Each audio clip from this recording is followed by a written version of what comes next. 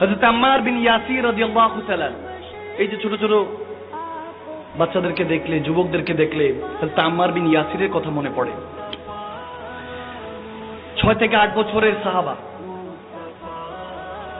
এখন তো চুপচাপ শুনছেন, কিন্তু কসম করে বলছি, যে সাহাবায়ে রাসূলের নামটা নিচ্ছি, এনার ত্যাগের কথা, স্যাক্রিফাইসের কথা শুনলে চোখ দিয়ে টপ টপ করে পানি পড়বে। যদি আসে ক্ষণ, একটা একটা করে ইসলামের যেই স্টাবলিশ হয়েছে, ইসলামের যেই যে বিষয়গুলি এসেছে, এটা তো এখন রেডিমেড পেয়েছি, কিন্তু যেভাবে এসেছে দিনগুলি অনেক স্যাক্রিফাইস, কোরবানির মাধ্যমে পার হয়েছে।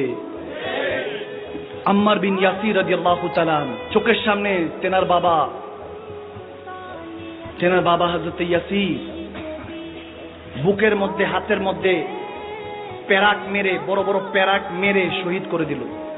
ছোট্ট বাচ্চা, 6 থেকে 8 বছরের বাচ্চা দেখছে। হযরত উম্মে সুমাইয়া, হযরত ইয়াসিরের স্ত্রী, প্রথম শহীদা মহিলাদের মধ্যে, তিনি প্রথম শাহাদাত বরণ করেছেন। তারপর তেনার স্বামী হযরত ইয়াসির, উম্মে সুমাইয়ার পুত্র হলেন আম্মার বিন ইয়াসির।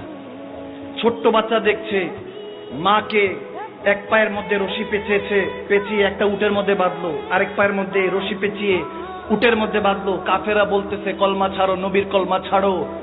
হযরত উম্মে সুমাইয়া বলতেছে জান যেতে পারে, কিন্তু কলমা ছাড়বো না।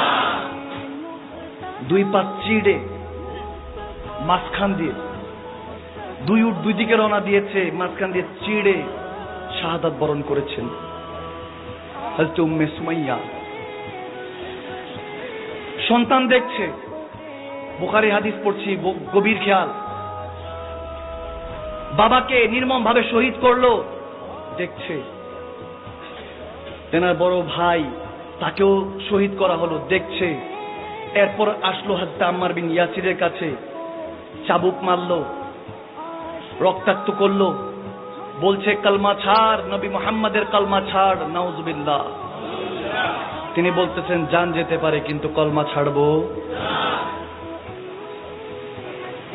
বলছে সাহাবারা দূর থেকে কাছে দেখছে হযরত ইয়াসিরকে, আম্মারকে বলতেছেন, হযরত আম্মার বিন ইয়াসির হযরত আম্মারকে বলতেছে কাফেররা কালমা ছাড়ো, ছাড়বে না। একটা পর্যায়ে যখন জুলুম করছে, হঠাৎ করে মুখ দিয়ে বের হয়ে গেল, তারা বলতেছে বলো ইসলাম ছোট ধর্ম আর আমাদের ধর্ম শ্রেষ্ঠ। বলতেছে হ্যাঁ তোমরা শ্রেষ্ঠ, তোমরা শ্রেষ্ঠ। ইসলামকে ছোট বললো না, বললো তোমরা শ্রেষ্ঠ। এটা বলার সাথে সাথে সাহাবারা এসে নবীজির কাছে দৌড়ে এসে বলছে ইয়া রাসূলুল্লাহ, আম্মার তো এটা বলে ফেলেছে। আমার নবী থামিয়ে দিয়ে বলতেছে খবরদার, আমার আম্মারকে কোনো কিছু বলবা না, তাকে তাড়াতাড়ি নিয়ে আসো। আমি একটু সংক্ষেপে বলছি, যখন আম্মার বিন ইয়াসিরকে দৌড়ায়া যায় সাহাবারা খরিদ করে কোন রকম ছুটিয়ে নিয়ে আসলেন। নিয়ে আসার পরে হযরত আম্মার বিন ইয়াসিরকে নবীজি বলছেন আম্মার এটা কি বলেছিস? বলে ইয়া রাসূলুল্লাহ, অনেক নির্যাতন হয়েছে আমার উপরে। বলে আমি জানি, আমি তোর মুখেরটা শুনতে চাই না, অন্তরটা শুনতে চাই, অন্তরেরটা শুনতে চাই। বল যে ইসলাম সত্য নাকি তার কুফরি সত্য? বলে ইয়া রাসূলুল্লাহ, ইসলাম আগেও সত্য ছিল, এখনো সত্য, শুধু কিয়ামতের পরেও সত্য থাকবে। আমার নবী তখন মুচকি হেসে দিয়ে বলতেছে তোর এই কথাই তাসদীক করলাম, এবং তখন জারি করলেন যে জান বাঁচানোর আগে মিথ্যা বলা জায়েজ আছে। আমার আম্মার সেটাই হিকমত ইউজ করেছে, সেই থেকে এটা জায়েজ হয়ে গেল মুসলমানদের জন্য। আর হযরত আম্মার বিন ইয়াসিরের জন্য আমার নবী নবুয়তের 2টা হাত তুললেন, আর তুলে বলতেছে আল্লাহ আমার আম্মার এই জুবানকে শয়তান থেকে পাক রাখো, শয়তান থেকে হেফাজতে রাখো। বলতে দেরি নাই, সাহাবায়ে রাসূলরা বলছেন যে আমার নবী যখন হাত তুলেছে, তেরি দুয়া না আসর সে মলুল হুই, ইহা জুবা সে নিকলি ওয়াহা কবুল হুই। নবী যখন দোয়া করেছেন রব্বুল ইজ্জত, আমার রব্বে করিম তখন কবুল করেছেন। কবুল করার সাথে হাদিসে এসেছে আম্মার বিন ইয়াসিরের যে ঈমান নাজিল হয়েছে, আমাদের মুমিন বান্দাদের যখন ঈমান নাজিল হয় কলবের মধ্যে নাজিল হয়, আর আম্মার বিন ইয়াসিরের যখন ঈমান নাজিল হয়েছে রগের মধ্যে হাড্ডির মতো ঈমান নাজিল হয়েছিল। সুবহানাল্লাহ।